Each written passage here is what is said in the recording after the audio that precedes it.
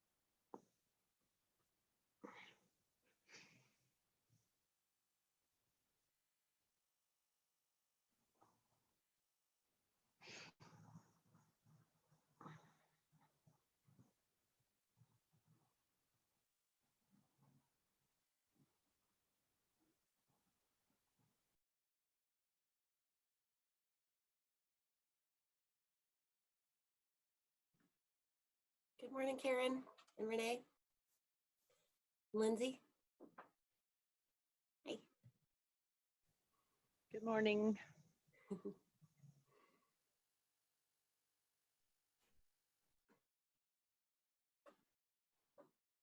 see.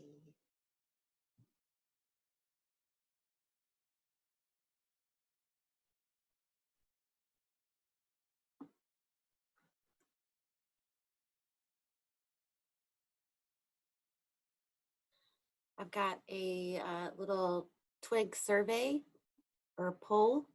I'm going to go ahead and launch that. Everybody can answer. Do you guys see that? Yeah? Sweet.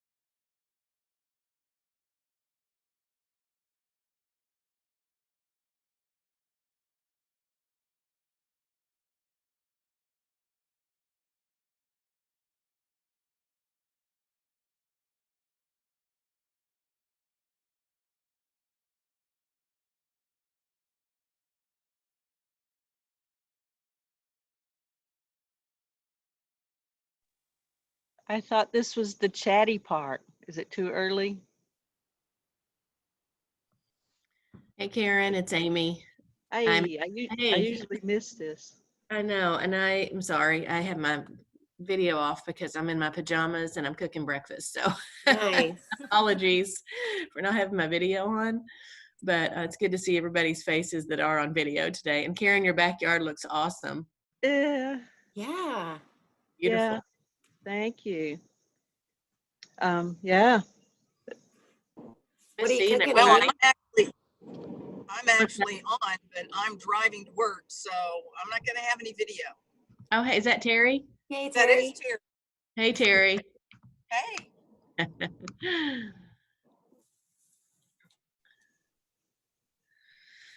Yeah, one of the poll questions, I wasn't really sure how to word it, but like, do you like the virtual meetings?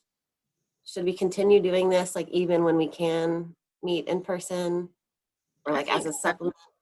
I like it. I like the option of doing that. It makes it easier for people that are trying to, get started with their day or have to go to work that morning or have to take kids to school and all that. It just gives you more flexibility. I love that you said that you're in your PJs making breakfast because that was one of the answers I was going to put was I'm in my PJs and I love it. Yep. And it's just, I think this just gives people the ability to join from wherever they can if they can't make it physically to the meeting. So I hope that's something that TWIG does even after we can get back together in person. Nice. Me too.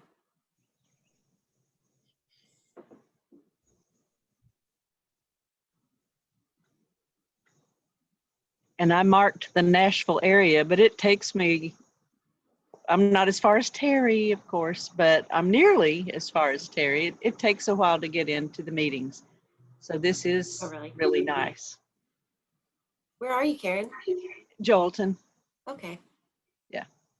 Still in Davidson County, so it counts as Nashville area. I'm You're kind of like in the close to- corner.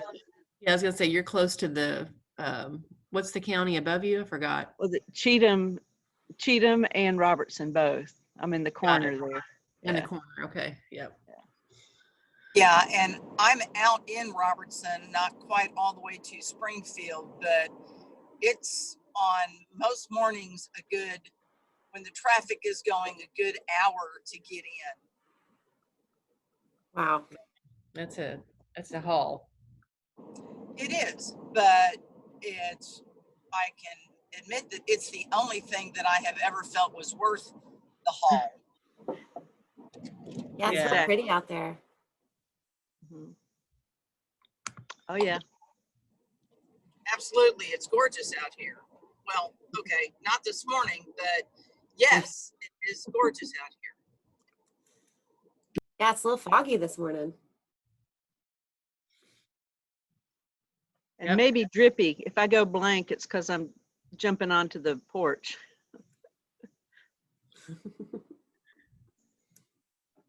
Yeah, right now I'm using all of our Wi-Fi, but if this was happening during the day, all three of my kids would be on the Wi-Fi, and when it would be very laggy. Because they're Yeah. doing virtual learning right now, so they're doing class from home. Wow. And so all three of them at the same time have different classes? Different schedules, yeah. Different Wow. classes. Yeah. Man, these internet companies are probably making a good chunk of change right now. People Oh, no doubt. upgrading their services. And Absolutely. I was listening to, I guess it was on NPR, about how school shopping is just totally different this year. You know, kids aren't getting new backpacks and lunch boxes. They're getting iPads. Exactly. Well, fortunately, the schools were giving out laptops once they got them in, and hotspots to kids to make sure everybody had access, which I think was necessary. You've got to have equitable opportunities for the kids, of course, to learn and to be online.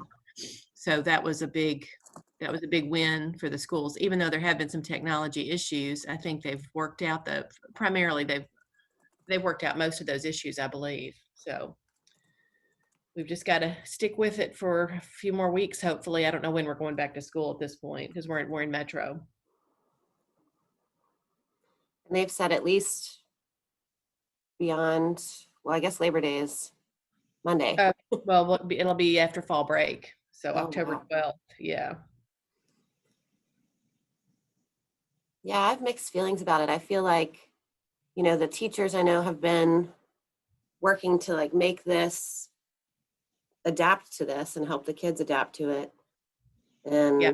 so it would be weird to just cut it short after all that effort. But then again, being in person is so Well, important. and my kids are a little bit older, but really for the younger ones, I can see why they really need to be back in class. It's hard to do Zoom lessons for kindergarten through second grade. It's just, I've talked to some of those teachers and it's just impossible. Like the parents have to be so involved in that, and lots of parents work. They just can't, spend the time doing that all day long with their kids. So it's very, very difficult for the young learners, I think. So they'll go back first. They'll do a phased approach. That makes sense. Yeah. I can't imagine trying to talk to, 25-year-olds on Zoom. I know. I just, oof. It's very challenging for the teachers and the kids and the parents. Mm-hmm.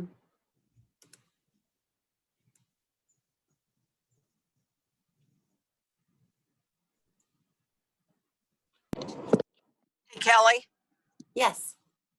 this is Terry. Thank you. I was talking to somebody the other day about solar, and that my biggest hang up about solar was the fact that my roofing guy said before I put solar on the roof, I'd have to get a new roof. And during that conversation, somebody said, well, my understanding is that some places are subsidizing new roofs as well as the solar array. Have you heard anything like that? Yeah, absolutely. A lot of people, it's definitely up to you, between you and your tax professional, but that happens a lot where people combine getting a new roof with adding the solar addition, and then they can take the federal investment tax credit on both the solar purchase and the new roof as one, because the roof is a portion of your solar mounting structure, I guess. And also Yep. solar, it does actually protect your roof. So by adding the solar, you could say that, well, we're putting this new roof on and adding solar to like extend the longevity of your roof.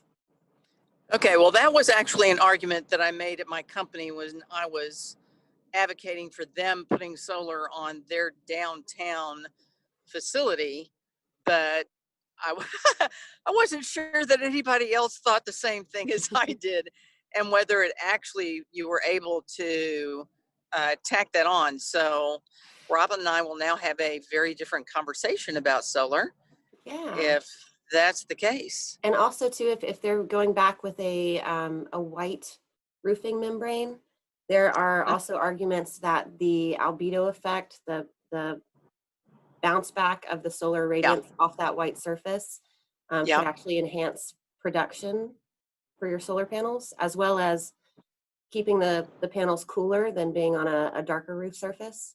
So you could yeah. definitely, that's a good argument for getting the tax credit. Okay, very good. Okay, well, truly, that has been the big thing about putting a new roof on, because that was definitely you can't really do it until then as far as the roofer was concerned, but apparently I need to have somebody come out and take a look and tell me whether that really is the case or not. Yeah. Huh. I wish I knew a company that could do that. Hmm. Hmm. Yeah, you Alrighty. can always, I know these folks based in Antioch, and you can always give them a call. And our team will actually pull up your roof on Google Earth and can assess the potential for solar there, work up a quick proposal for you, and then come out and do a site survey if you like what you see. Okay, that's cool. I know a couple of names at some places, so I will give them a shout. I Thank know, you. Diane, you've got solar on your house, right? I was just gonna say I got two. I have two houses and I have arrays on both. Do you like it? Yeah, I definitely like it. I get a reduced bill on one and a check. Actually, I did it early enough with that program where you get the rebate, but that's gonna run out soon. It takes a while to pay back. It's it's an investment, but after that, it's all free. So that's good. Yeah, I mean, in looking at our age, the age of the house is relatively new.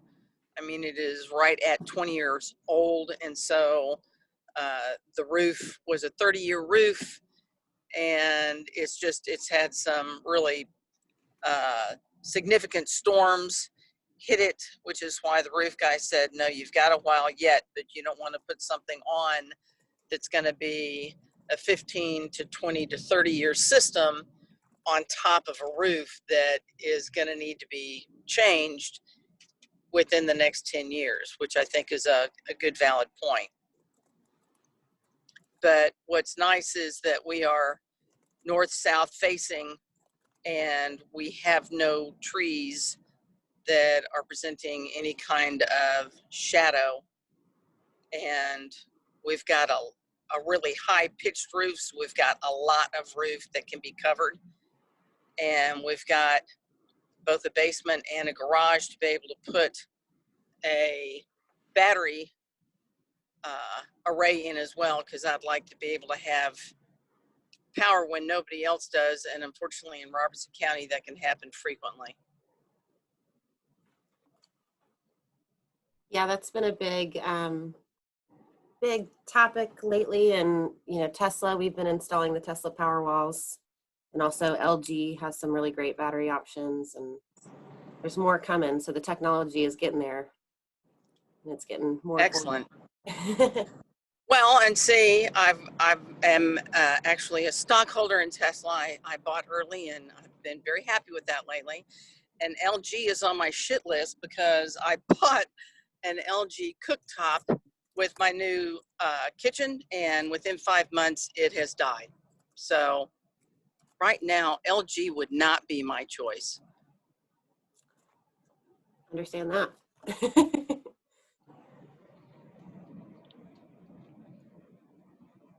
Well, thanks. Hopefully that's good information, not just for me, but other folks as well.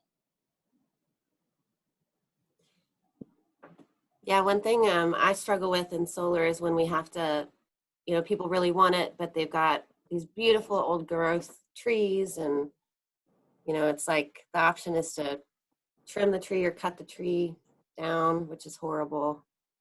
But it's I don't know, I always struggle with that. We try to invest in like Tennessee Environmental Council when they do the 50K tree day to make up for that stuff, but it's a solar struggle. Yeah. We've tried to keep, we've only actually got 2 trees that we've planted in the backyard that are going to eventually get big. But we were trying to make sure that we could maintain eye contact on the horses in the back, since they're not very far off of the backyard. And so we've planted them rather strategically, and all the big trees that we're planting are actually out in their pasture for their shade rather than our shade.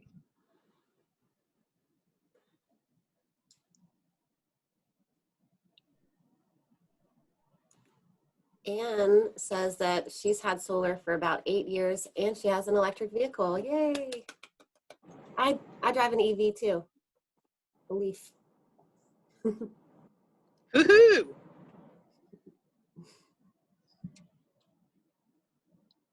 And Rebecca says, we've had solar for 10 years. Yes. In the TVA program. That must be Rebecca Sealove. Yes. It is. Oh, it's so nice to see all these faces. Oh, it's wonderful. Yay. Yeah. We paid it back was when we first started. So first of all, we got tax breaks when we built in 2010 was when we started. And so there were some tax breaks that aren't currently available. And we also had a contract with NES that gave us, I think it was cents over what people who buy electricity from NES, what they pay. So we got a bonus. So, and we generated enough electricity that we had excess electricity pretty regularly, not 12 months a year. Generally January, February, we use more electricity than we produce, but most of the year we produce a little more electricity than we use. Our house is insulated really well, and we have passive solar heating and air conditioning because of the way our house sits on the land. So it's a combination of not using very much electricity, generating a fair amount, and having had tax breaks and that 10-year contract that we had. Like, maybe it wasn't. Yeah, I think it. Look, I'll have to go back and look. 10 years ago, I can't remember details. I think it's 20 years, but the incentive was the first 10. Yeah. Okay. Thank you. Thank you. So anyway, it worked out, and we're glad we did it. Yay. When we first bought the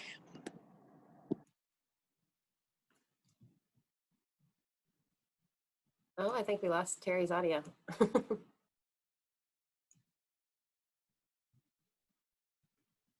I heard Terry say that, you know, she's got horses. Do other people have horses or chickens or livestock?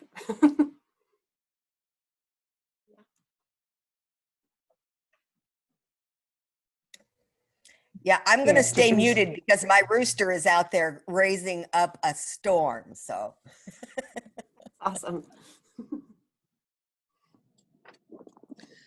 when we first bought the house, we were looking at also geothermal as a potential, and we're in Robertson County, which means we're over cave systems just riddled throughout the area, and it was not feasible for us.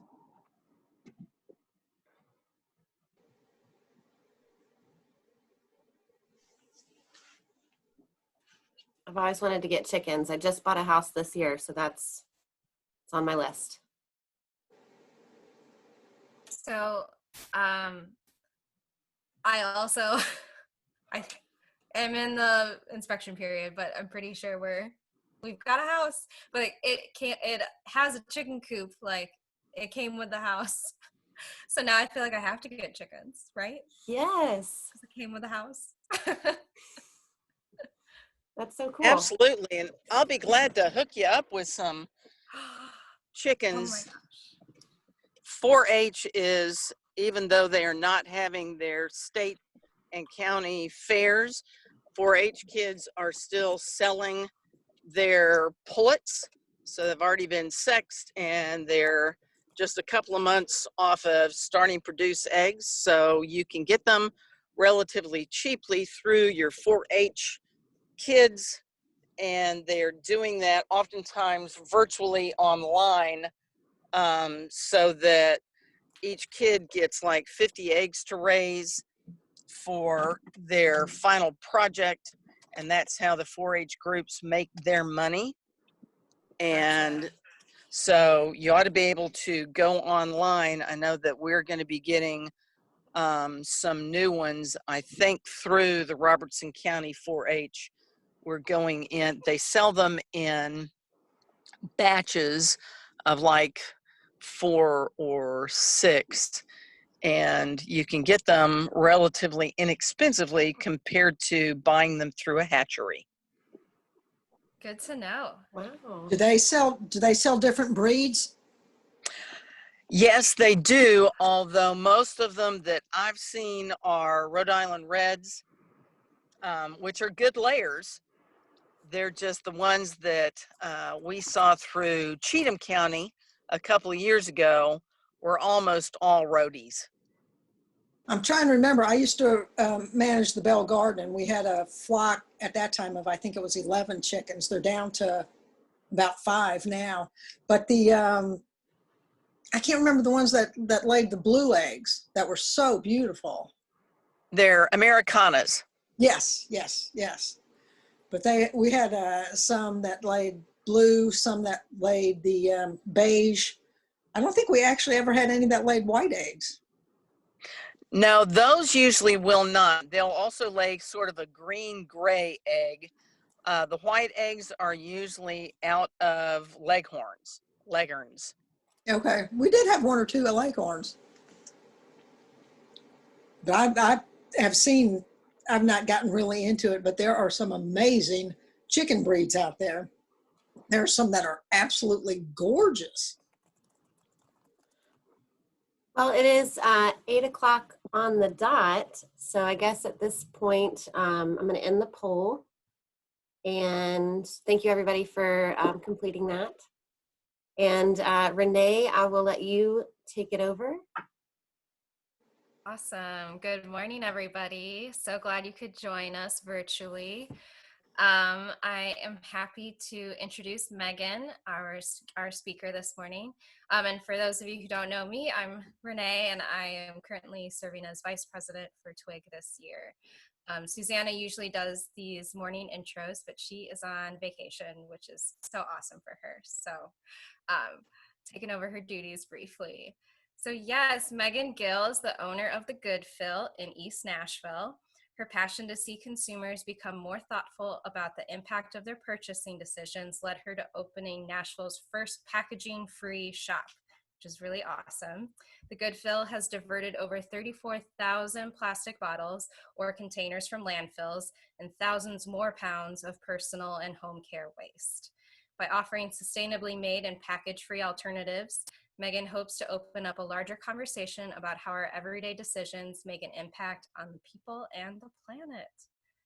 So Megan, if you're ready, you can start sharing your screen and we'll kick this off. Okay, let's see if I can remember how to do this. Hi, everyone. How are you doing this morning? Let's see here. Nope, wrong button. Perfect. Okay. I don't know if that worked. Let's see here. Should be this one. Yep. Is that good? Okay. Well, I'll just keep it this way so I can see your faces. I don't know how this works. If I hit play, will I still be able to see the Zoom? I think it'll move us to the side of your screen, so it should Okay. stay. Let's try it. Yeah, it works. Okay, great. So yeah, I'm Megan. I have lived in Nashville for 7 years with my husband. I have a little 2-year-old little person who is amazing, and yeah, so she takes up all of the other time that I don't spend at the Goodfill or thinking about the Goodfill, and that's been really amazing. But yeah, so before I opened the Goodfill, I was a hairstylist for 13 years. And during that time, I lived in Costa Rica. Part of that time, for about a year and a half, I lived in Costa Rica. And I was teaching hair to men and women who had come out of forced prostitution, trafficking situations, or kids who are at risk of being trafficked. And living in Costa Rica was kind of when I first really started thinking about waste and just the idea that consumerism drives the problem of waste. And so, yeah, while I was there, I'll just kind of share just a little bit of that experience and how that kind of led me into opening the Goodfill, and then I'll explain what it is and what we do. But yeah, so when we were living there, one of the things that kind of the thing that I had a hard time with was seeing how American consumerism, our TV, like our culture, how it affects other people, especially poor communities in other areas, and like the fast-paced, wasteful way that we do life is definitely seen and mimicked in other cultures. And yeah, so it was really hard to be there. Not only was I dealing with like these children that were in these traumatic situations, but then I was having to think like, well, I'm not going to be here forever. I'm eventually going to live in the States again. So how is my life there going to impact these people that I really care about here? And where we were living was this really beautiful palm tree farm that had just been miles and miles and miles of land that had previously been rainforest, and it was just palm. And the more I kind of was doing research about palm, I realized it's literally in everything. I had known that, and I had tried to avoid palm, but I didn't. It was a personal connection at that point where I got to see these people who are making like $2.50, $3 an hour to provide this product to the rest of the world that is in everything we eat. And we don't even know, we don't even really think about who's working for this, what's the sacrifice that people on the planet are making so that I can have this ingredient in my preserved foods or my beauty products. So there were a lot of things that kind of led me to opening the Goodfill, but that was kind of a big reason, or a big just kind of issue that I was noticing that was really causing me to think about consumerism. And we also saw a lot of trash in neighborhoods where, like, Costa Rica is definitely sustainable in the way that they do energy, but they don't really have infrastructure for waste. And so there would be poor neighborhoods that the municipality would never come and pick up their waste. So the waste that they created would just pile up in mountains and get into their water, and cause all kinds of other issues in the air because of the methane and everything. So I just started thinking, came back to the States. My husband and I moved back and realized, our families are here, our lives are here. So whatever direction we go with our lives, we have to keep all of these things in mind. I wasn't really sure what I wanted to do with my life after that. I kind of just felt overwhelmed for a good 2 years. I stayed doing hair and was always just kind of thinking about a lot of these things, but I kind of felt hopeless and helpless. And I was at a party in 2016 and I held a styrofoam plate in my hand. And I just was thinking about, all of these things having to do with waste and consumerism. And I wonder how long this plate even takes to break down, And so I Googled it. And after I Googled it, I had actually already known what zero waste was because my husband had worked in sustainable food farming and things. And so it had been a familiar subject to me, but I had, we really recycled a lot, but I never thought about the idea of completely cutting out waste, or at least trying to cut out waste. And so when I read that styrofoam takes 1,000 years to forever to break down, I felt super overwhelmed. I thought about all the trash we threw away on a regular basis, even with all that we were able to recycle. And I started thinking about, as a hairstylist, what's all the waste that I'm creating that I could be reducing. And then I came upon Bea Johnson. And you guys have probably heard of her. She's basically the mother of zero waste. She coined the term for those who live zero waste at home. It was originally an industrial term. So it was used to kind of help manufacturers think about the life of the products that they're making from beginning to end. And I will start my little slide now. I almost forgot about it. So this is actually a jar from Bea Johnson, and I'm probably totally saying her name wrong, but I've read it so many times versus hearing it. And so if she's listening, which I'm sure she's not, I apologize. So this is one of her jars, and I think that she can fit all of her waste in this jar. I think she's gone 5 to 10 years doing this, which is wild. And she does this through these 5 principles: reduce, and in this order, actually, reduce first, reuse, repair, rot or compost, and then the last would be recycle. And so basically those 5 principles are based on the idea of a circular economy. Hopefully you can see that whole thing. So we currently live in a linear economy, which would be we use something or it's manufactured, we use it, and then we throw it away. Some cities live in more of a recycling economy, which would be you use it, or it's manufactured, you use it, and then it's recycled, but things can only be recycled so many times, especially plastics, before they have to be completely trashed because they lose their quality. So plastics will lose their quality, but, and I'm sure a lot of you know this, but I'm just gonna go over it for anyone who doesn't. Glass, metal, aluminum, things like that, they don't lose their quality, so they stay sturdy and can be recycled infinitely. But that is still a resource-intensive process, so it's still considered a wasteful process.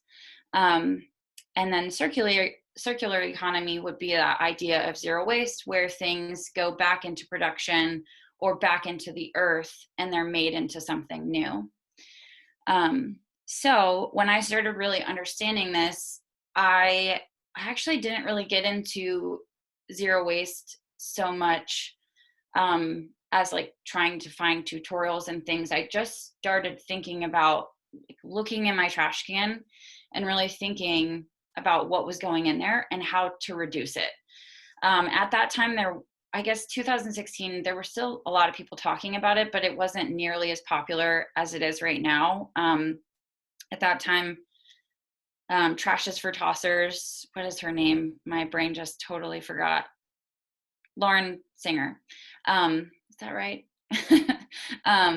Yeah, so she was talking about it a lot too, and I did see some of her videos, but just thinking about this idea, we cut waste out almost completely, except for just a small amount of waste that would like barely cover the bottom of our trash can once a week.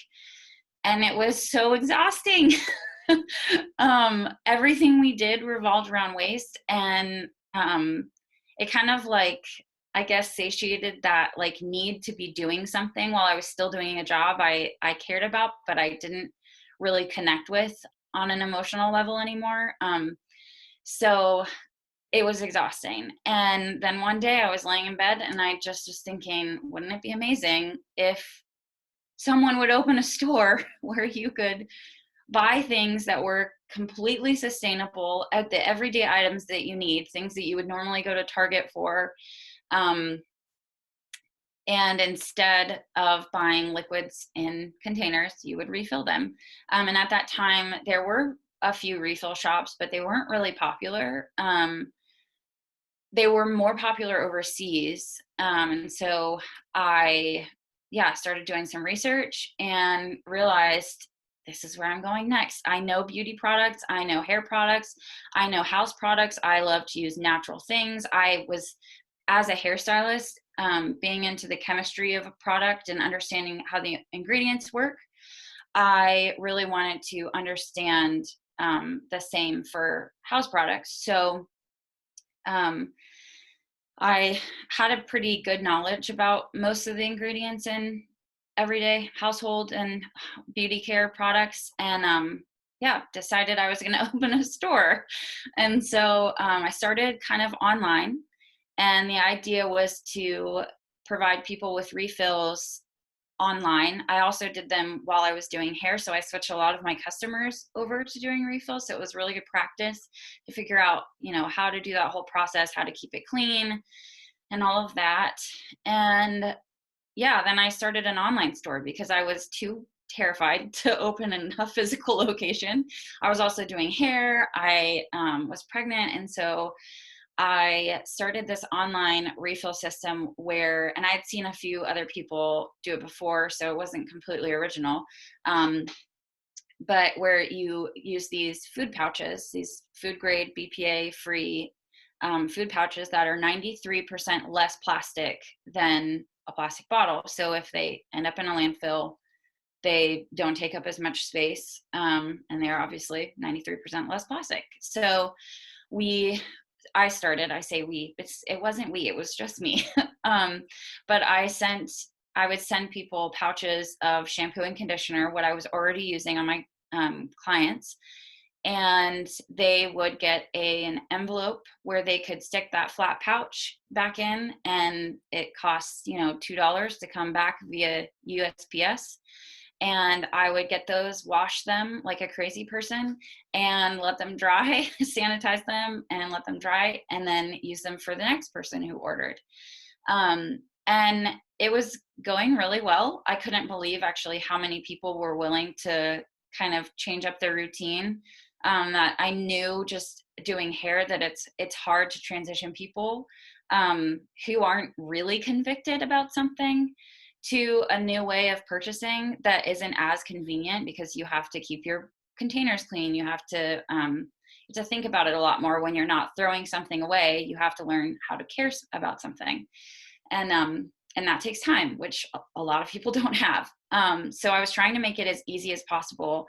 Then I started doing pop-ups and locally at Flora Plant Shop.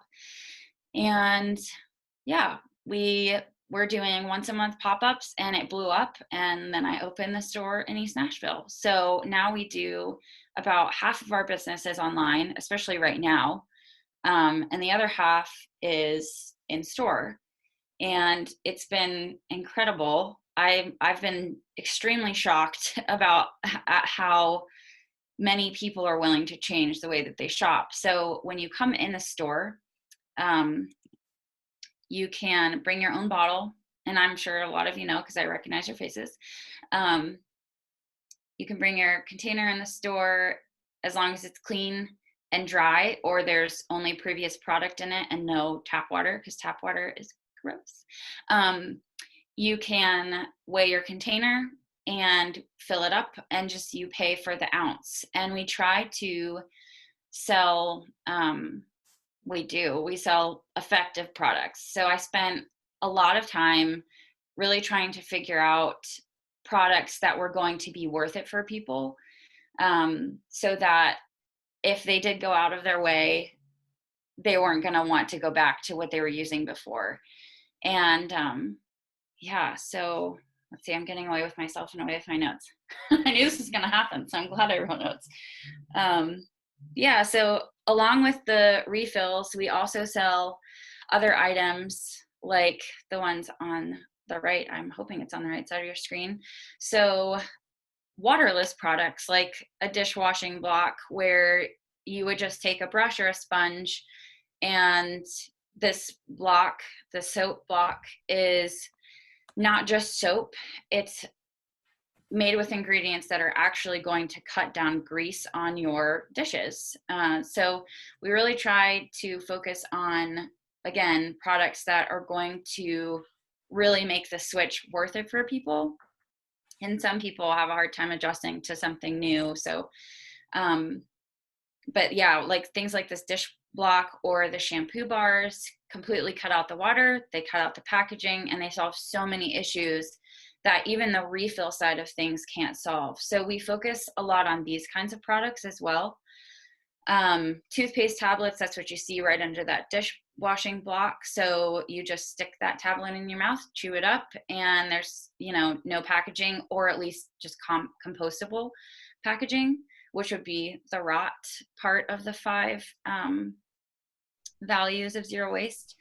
And then like this lavender Earl Grey lip balm, that's a compostable tube. That razor will last you forever. It's got a pivoting head. It's as good, if not better, than a razor, a plastic razor you would buy at a store, but it's gonna last you forever. Refillable silk dental floss, and yeah, so along with a lot of the products that we sell like that, let's see here, losing my train of thought. We also try to do everything zero waste in store. So we probably throw away about this much trash, I would say a month, which is mostly because of TerraCycle. We first reduce, so we go, as a store, we go by those 5 principles. So we reduce our waste. So anybody we order through, we mostly order through companies that hold the same values or say that they do. But a lot of people have not gotten there yet. Even manufacturers of like eco-friendly products still aren't thinking about their waste. They're starting to. But we definitely have to work with a lot of people.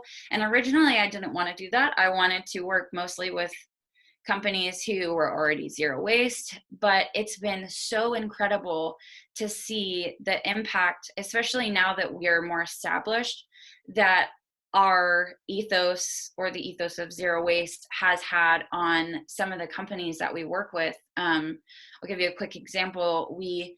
One of the tooth tablet companies we work with didn't realize that like their silica packets were not paper. So they were telling people that you could compost them. So I got on the phone with them and talked to them about that. And we're working on a solution to change that. The people that we order are these, so you'll see in this picture, these blue refills right here are laundry, dish, well, that's dish and hand soap. And then we also get our laundry liquid in those big 55-gallon drums.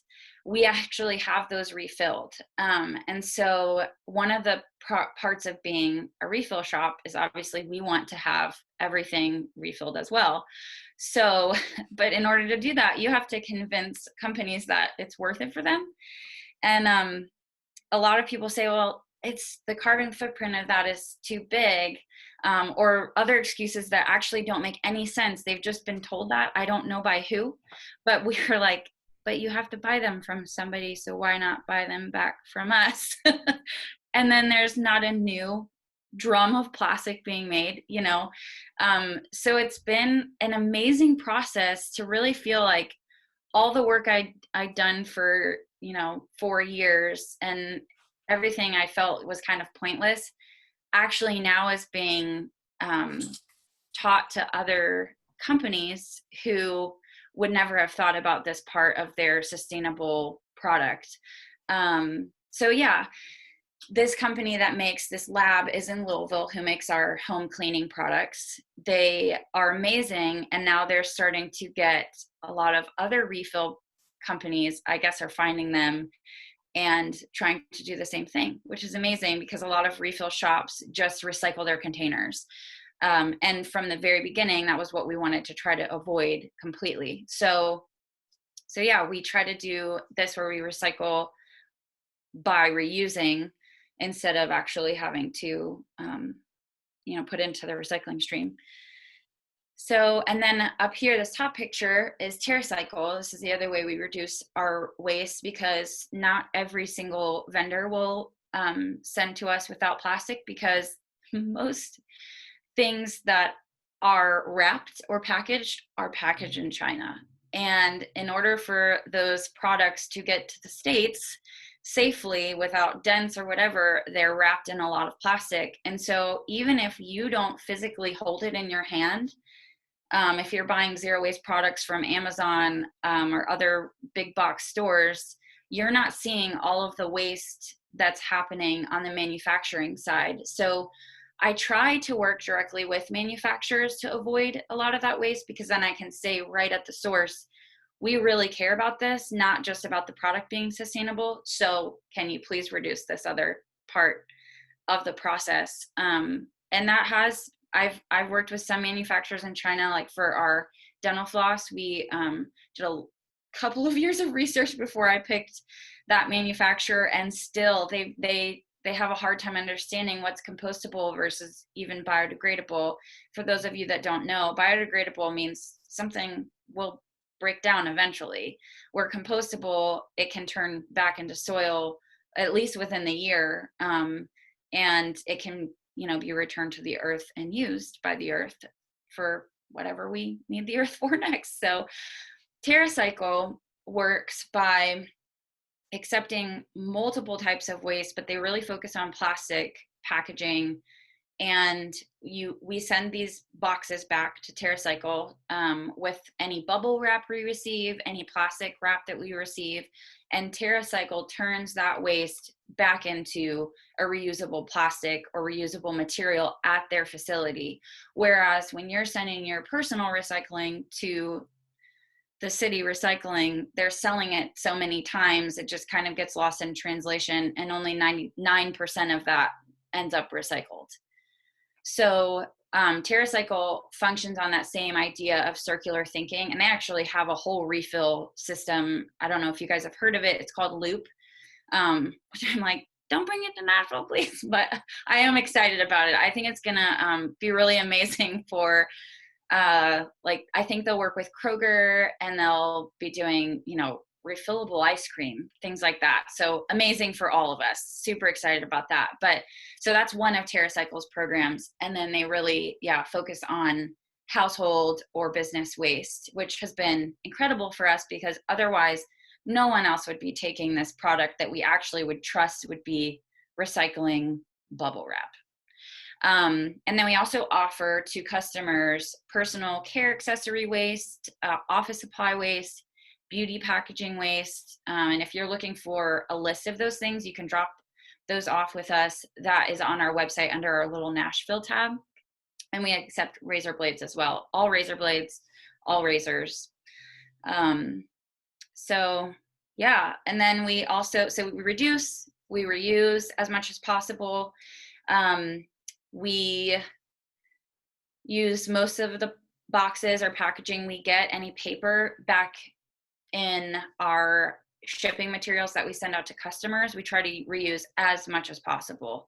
And then whatever we do not reuse, we recycle through Earth Savers, which is amazing. They don't landfill anything, and we make sure that we send them very clean recycling, easy to recycle plastics, and anything that wouldn't be easy to recycle via like a city or private recycler, we send to TerraCycle. And then we compost through Compost Nashville. So any papers that are soiled, any food scraps that we have from the shop, any of our compostable other packaging, we do have a few like compostable plastics, although we try to avoid compostable plastic as much as possible because it's confusing. Yeah, so with all of this, we have, like Renee was saying, we have saved 34,000 bottles or containers from resource intensive recycling streams or landfills or the ocean. Because who knows where our trash goes, really. And yeah, it's been amazing, and I'm super excited to see it grow. We move in about a week and a half to a new location in East Nashville, a bigger location. So we'll be able to add more refill products on. I want to do as much as possible. I would love to do food, but we're not there yet, especially during COVID. We will be working just continually to change as much as possible to be as zero waste as possible. We're not perfect. I mean, if I could avoid completely recycling anything, I would, but I cannot stress enough that zero waste is not a target. It's a moving target. Like we're very realistic. So when people walk in, we really try to take things one step at a time with people, because from experience, I know that it's not possible unless it consumes your entire life. And I have a life outside of trash, you know? So, and so does everyone else. So yeah, we really try to make it accessible to people and not overwhelming, especially during COVID when there's so much trash being created. And yeah, being a place for community where people can come in and ask a lot of questions and just get to know this whole new world of living in a more conscious consumer mindset. So yeah, that's my story. I would love to do questions. I don't know how long I talked. Yeah, we've got lots of time for questions. Awesome. There's one, Jen Treble asked, do y'all engage in any advocacy or education to local businesses to encourage them to produce less weight and distribute fewer disposables? She was talking about her recent experience at a dentist where they gave her floss and a toothbrush, all like in a plastic bag. And yeah. I want to. It's something that I do personally. So I will often reach out to business owners, and I've helped a couple of restaurants and food places change to all compostables so that if there's any trash, it's going to break down. And I've, just worked with them as friends, educating and helping them educate their customers on what's recyclable versus what's compostable, which is more ideal. And then I frequently message or call people, and I have learned the hard way how to do it in a way that's receptive. And I really encourage other people to do it, because I hope that we have an actual, section of our business that's really geared towards helping other businesses go zero waste. But I also believe in the power of the people to really speak to other business owners and convince them to change. I went to a coffee shop yesterday, and most of my meal was zero waste because it was all for there, which is very hard to do right now. But they gave me a straw, and I normally remember, but I get distracted. I was on a phone call, blah, blah, blah. And so I just asked, hey, do you know if this is compostable? They said no. And I said, well, if you're interested in, learning how to do your packaging in a more sustainable way, especially during COVID, because people are throwing a lot of things away, I would love to talk to somebody about that and give you resources. And I mean, the resources that you just have to give somebody are like Compost Nashville is a great resource. So right now, especially because food waste is so popular, because people like I want to support local restaurants to keep them open, but at the same time, you're creating all this waste from the to-go containers. So, and compostables really are the solution right now, because none of them are able, no other food containers are able to be recycled in Nashville, unless you're recycling personally through TerraCycle, which is what I wanted to also mention. You can buy your own TerraCycle box. So we haven't done it yet, but TerraCycle has programs where you can pay for a box at home to recycle some of those containers. It's like $180 to $200 a box. It would probably take you months to fill it up. So rather than paying that money to a private recycler, which a lot of people do have to do in cities where city recycling isn't even a thing. Unfortunately, it's expensive, but at least there is an answer for some of it. I don't think that, I think it does put a lot of pressure on the consumer again, which I have a hard time with as someone who does manufacture products. I don't want that pressure to be on consumers. And I think that communicating that idea to business owners, like, it'd be really awesome if we could, work together on this. I would love to give you some resources. I think that, it's very possible. Yesterday when I was at the coffee shop, they were super receptive. And I'm really honest, and I always say things like, I don't want to, come off as, I don't know, a goody two shoes or better than you. I really genuinely just want to help if you're interested. And it always seems to go well. I contacted Hunter Station recently because a lot of their containers, they are supposed to be doing all compostables, but like if you order from some of the companies, they're not compostables anymore. Hunter Station had no idea. And even when I talked to the coffee shop yesterday, they had no idea that their other, like, part of their container was compostable, the other part wasn't. It would never break down. And so a lot of it is just people really don't know. And so if you do know, businesses are oftentimes grateful for the help if you approach it in the right way. So no, we don't, long answer short, no, we don't have officially do that yet, but I definitely do it as much as I can personally. And I encourage people to do it as well. Do y'all host any workshops, or have you thought about doing that type of educational event? Yeah, I would love to. I feel like I'm still building the business that I originally started. And so once I feel like we really have a lot of the basic stuff, because I work probably 3 people's jobs because it's a new business. It's only in the second year. Then that is definitely something I want to do. And if there's anyone that would love to teach anything like that, I would be happy to, do any online workshops right now would be incredible, especially once we're settled into our new space.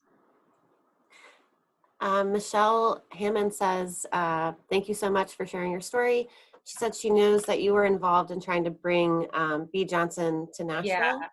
Yeah. And do you know if she still plans on coming? I know that was canceled, unfortunately. I talked to her at the very beginning of everything, and I think she was trying to plan for October, but with the way that things are, because large gatherings can't really happen, I don't think it's been rescheduled, but I know that's the plan. Awesome. And there was another question about from Catherine. What tips do you have for someone interested in possibly opening a refill shop one day, not in Nashville? It's okay if you're in Nashville, just be 10 miles away. No, I'm there's another refill shop in Nashville, and we're fine. Everybody's going to be fine. I think the more that people open, the better, because people need refill shops in their neighborhood so they can easily go and it's convenient. My tip for someone trying to open one is just do a lot of research. I mean, I didn't really have any help. I just kind of figured it out as I went. knowing a lot about products, knowing a lot about ingredients. I am in school, everything paused with COVID, but I have been doing like classes at night for cosmetic formulation just to understand ingredients. Because that's huge. If you're going to be selling products, you really need to know what you're selling to people, because that is just as important as the container, if not more, because those ingredients come from somewhere. So I think understanding that, really understanding what zero waste looks like in business and how to reduce. But yeah, there's so many resources. So really just connecting, starting small. Don't overwhelm yourself by starting too big, because there's a lot of lessons to be learned. I think that's the case. I think that's a great way to do a lot of things, business in general, starting small and work your way up, because a lot of things can change. So yeah, I think that answers that question. And Jennifer asked, do you recommend or know of any zero waste salons in Nashville? Yeah, Pure, I think. Pure, oh, there's one that's slipping my mind, but I know that Pure tries to be zero waste. I think Local Honey, one of my friends works there, and she's been working really hard on a recycling program for all of their products. But Pure really focuses on the ingredient side as well. I think maybe Green Pea. Yeah, those two I know. Does your store sell hair products? Yeah, so we sell like a natural hairspray, we sell shampoo and conditioner. We're actually working with a local chemist to make a product similarly to our dish soap, hand soap, and laundry detergent, where locally we could have that refilled.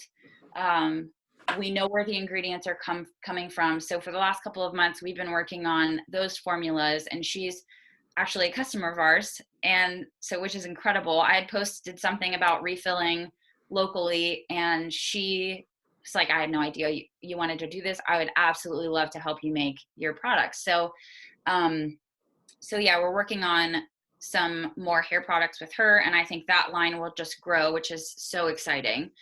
And we have hair gel, unscented. I try to sell really simple products.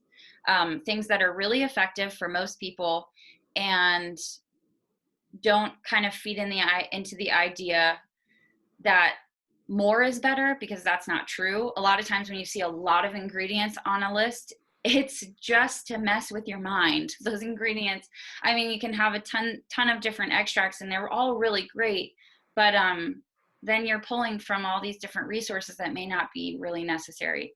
So where the first 4 ingredients are probably the ones that are effective and you could have done without the rest. So it could have just been water, for example. So what was the question? Oh yeah, so yes, we have hair products. What would you say is your biggest seller?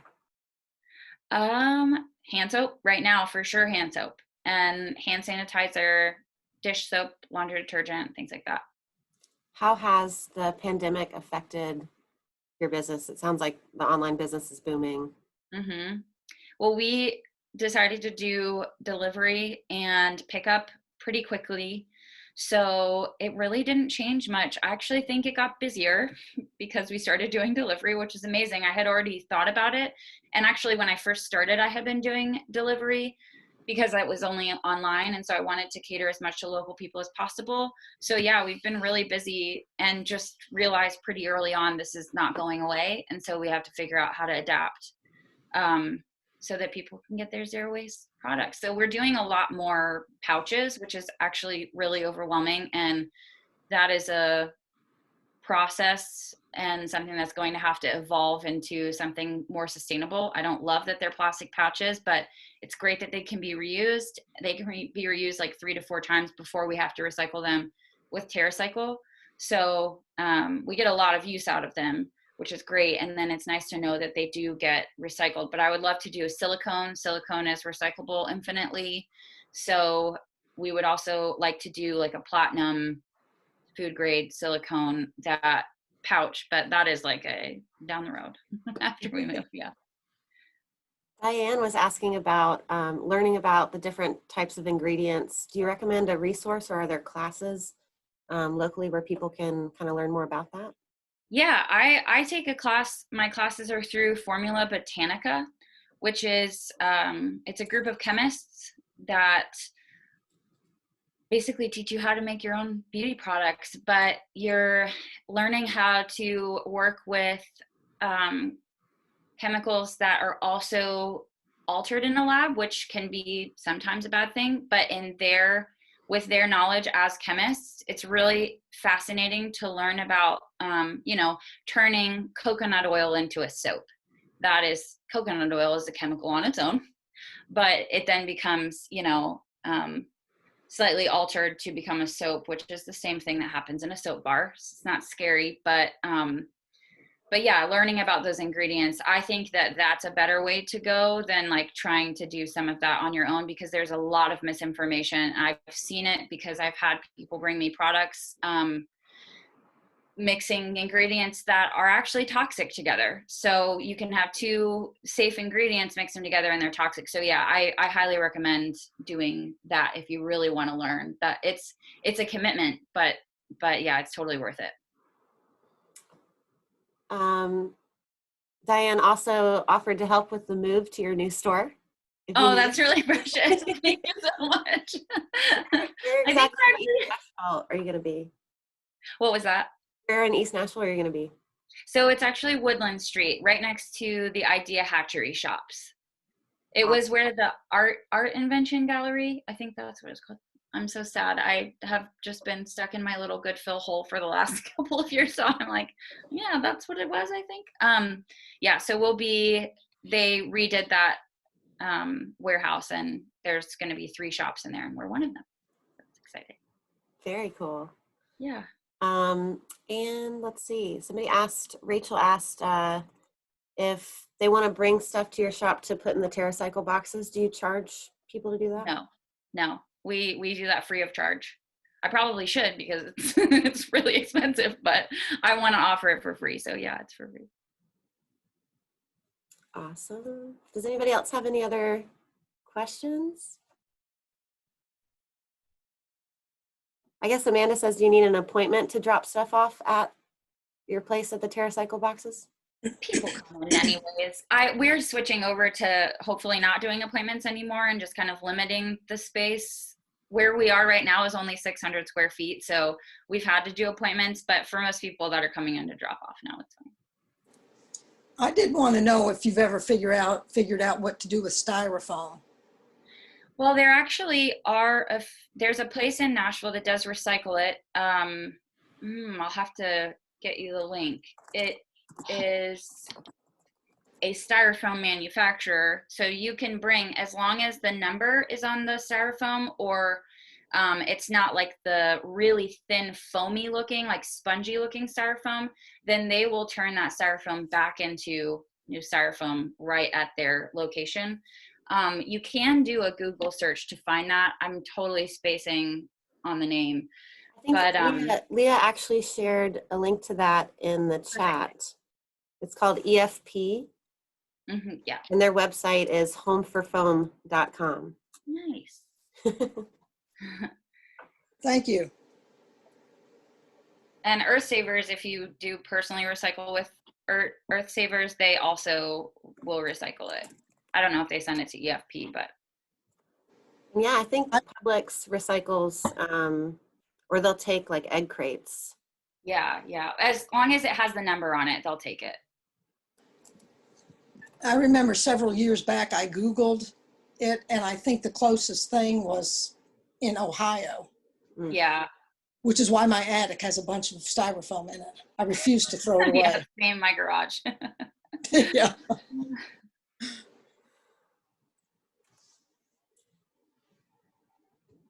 Awesome. Any other questions? Or I have a question. Actually, I can't even see if I'm here or not. It's Rachel Jacobson again. Hi, I asked about, I was just curious. So water usage, of course, is going to be a long-term problem in the future. And so moving forward, for those of us who are trying to, be on the zero waste cycle, water used to clean out all of these products is going to be, so much all the time. And so like, what are your thoughts on that, and how can we move forward and do better, short of like taking that? I mean, yes, I have used my own water in my garden out of my sink and, done all that more locally. But I mean, as a whole, as a problem, like any insight as to how that's going to be addressed with zero waste hand in hand? Really good question. It's something I definitely need to think about more. But as far as like washing things versus something being made new, it takes more water to make something new than it does to wash it. So from that perspective, like it should take some pressure off of you to know that, because we do have to use water to wash things, and no matter what we're using, we would have to use water. But to that point, completely package free products is definitely the way to go. So when I opened the store, I knew that package free products existed, but they're really hard for people to switch to. And we see that even in the store. So like the dish soap block, it works so well, but a lot of people have a really hard time switching to it. So then we offer, the refill dish soap, and we try to do products that are more concentrated as possible. So I specifically talk to the labs and say like, hey, is there any way to get this more concentrated so that we're not shipping as much water? So like our laundry detergent is only 2 tablespoons per load, which is like as concentrated as you can get for laundry detergent, unless you're using a powder, which we also recommend. So I actually don't use a lot of our refill products. I use more of the package-free stuff. I think it's just as effective, if not more effective. I love our shampoo bars. They're amazing. So for the people, the refill side is definitely more for the people who are not ready to switch over to the package-free products. But what's been so amazing about being a physical location is being able to talk people through that process of, well, hey, have you also tried this? Because it does work well, even though you may have been conditioned to think that it doesn't, because for so many years, companies that were selling shampoo bars or dish bar soaps were selling just regular natural soap, which doesn't work for your hair. It's not pH balanced. It strips your hair, and some people can make it work, and that's super impressive to me, but for my scalp that's sensitive, it doesn't work for me. So our shampoo bars are actually shampoo. So yeah, definitely moving more towards package-free products, and viewing the refill process as a bridge to that, and then also, really keeping in mind that the refill process is less water in general, because you're not making new containers. Your personal container, the container that I'm refilling, that whole process is being cut out. All of that shipping, all the carbon from that shipping is being cut out. So there's definitely a lot to consider, and I would love to know the numbers behind it. I did know the numbers for water bottle, that like having just a water bottle, it takes more water to create that plastic water bottle than the water that's in it. So yeah.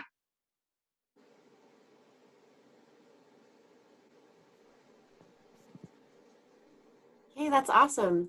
Well, thank you so much, Megan. That was such a great Thank you guys. This has been really great. The questions were so great. So yeah. When is your new location opening up? We open hopefully the 15th. Going to try to get Metro codes to let us open earlier. So yeah, the 15th. That's awesome. I can't wait to check it out. Thank you. Thank you guys so much. It's such an honor. I guess we can hand it back over to Renee for announcements. Yes, thank you so much, Megan, and really awesome questions from everyone. It's great to see the chat being used so much. So we just have a few TWIG announcements. I will share my screen. Let's see.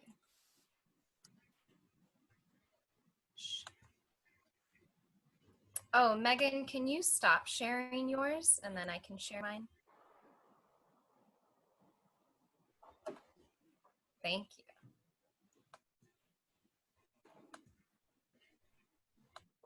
Okay, here we go. Welcome to TWIG, September 4th. I can't believe it's September, but here we are. All right, our mission is to empower, inspire, and connect women who are committed to environmental sustainability. So thank you so much for joining us this morning. And a big thank you to all of our sponsors. We are super grateful for your support, especially during this very uncertain time. We have really amazing sponsors, and we've gotten new sponsors as we've gone on, which is really, really exciting. So thank you so much for your support. If you're interested in having the company you work for become a sponsor, just head to our website and click Join Us. And it has all the information of different levels that you can support. Also want to say welcome to our new members and guests. From the Zoom poll, we have 13 people who said this is their first TWIG meeting. So that's really, really great. Welcome. We're so happy that people are joining virtually. If you would like to become a member, if you're interested in hearing more, please go to our website or you send us a message if you have any questions about TWIG. We're really excited to have new faces here. And then we also want to thank all of our people who have renewed or became a new member since our last meeting. And just as an update to everyone, since moving to virtual only offerings, we have had 20 new members and 3 new sponsors. So we're really, really excited that we can still be really active in TWIG during this virtual time. And we're going to continue to offer remote opportunities like this. Our upcoming meetings, we have on October, Marcia Masula, November, Kelly Tipler, and then December is our annual member feedback meeting. So we also have a new way to nominate speakers. Previously, we asked that you emailed us or messaged us on socials, but we have this really great Google form. So it's very easy to fill out, and we keep everything on track in one spot. You can find the link to that Google form on our social media and on our website as well. And we'll put it in the newsletter as well, just so it's always there and accessible. But we take nominations from people you know in around Tennessee, around Nashville. If you have an idea for a national speaker, we'll take that recommendation too. We're still building out our 2021 schedule. So any ideas are definitely welcome. We want to spotlight this upcoming volunteer event that was sent to us. Radnor to River is mapping Nashville's forests and taking a look at where there are places of land that are full of invasive species and where there are not. So they're doing this to prioritize how to manage urban forests. So they're doing this with the iNaturalist app, which we've done some volunteer events with before. If you're in Iris's book club, we did iNaturalist a couple months ago. But ultimately, this is a really cool way to get outside, but also continue to volunteer. And we have the link down there, radnortoriver.org/iNaturalist Forest Project. And we'll also post this on our socials. If you have any volunteer opportunities that you would like to share with TWIG, just email us. We can give a shout out, or we can repost and share with as much as we can. I also wanted to bring your attention to the latest TWIG subcommittee. We've mentioned this a few times in recent months, but I wanted to give an update. So we do have a new subcommittee that's focusing on diversity and inclusion. And one of our first goals is to collect data and establish where we're at, what we're doing well, what could be improved, and then we can establish more goals to where we want to be as an inclusive organization. So this first data collection step, we will have a survey that is emailed to all current TWIG members. It's completely anonymous and it's not mandatory at all, but we would appreciate your responses to help us benchmark where we are and see where we can make progress and move forward. So email us if you're interested in joining the subcommittee as well. It's going to be a mix of board members as well as members, and we do have limited spots, but we welcome anyone who is interested in working on these goals with us. It's really great to have so many people want to be involved, and we're excited to gather your ideas and help us move forward. Another spotlight on an event, the virtual Golden Pheasant Triathlon is coming up, and we are co-sponsoring this. This happens every year. I think this is the 3rd annual, maybe 4th annual. But it's really, really fun. It's in Shelby Park, and it's just for fun. So it's not a race. It's really, really, really great. If you recall, we've been talking about the Owls Hill Nature Center Beer Quest as well. This is on the same date. So if you've signed up for the Owls Hill Beer Quest, you can't do this one. It's not at the same time. But if you are interested in doing this, they are doing a virtual version. So instead of everyone meeting at the same time and running at the same time and kayaking and everything, you just have to sign up and do it sort of whenever you are free to do it. And we have a promo code. If you need a kayak rental, you'll get a discount if you use our promo code TWIG Women. And if you use our promo code, TWIG receives $5. So this is part fundraiser, part fun. It's really great. I had a blast doing this last year, and I hope to see lots of people compete. Not even compete. It's not a competition. It's just fun. But yeah, so that is Saturday, September 12th. And you can find more information at goldenpheasanttriathlon.com. Another upcoming event is a TWIG virtual hang. This is Wednesday, September 16th. This is just a really chill social event. So we're going to hang out on Zoom together and just spend some time with each other virtually. And we have a theme that we're focusing on, and that is, what is some positive news that you've heard this month in the sustainable world? So we hope that you'll join us for this. We are going to have, I think we do have this on our socials already, and we'll also have information on our website.